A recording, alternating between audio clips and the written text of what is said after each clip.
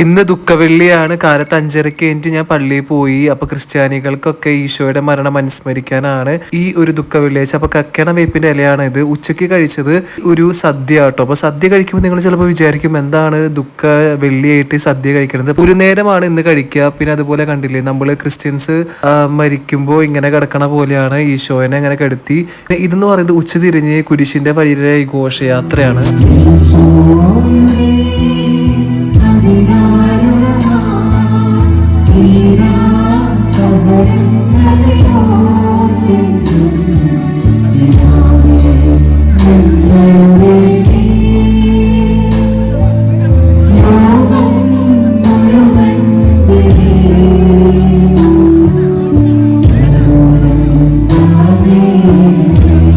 എന്തുകൊണ്ടാണ് ദുഃഖവെള്ളി എന്ന് മലയാളത്തിലും ഗുഡ് ഫ്രൈഡേ എന്ന് ഇംഗ്ലീഷിലും പറയുന്നത് എന്ന് അറിയുന്നവർ കമന്റ് ചെയ്യൂ.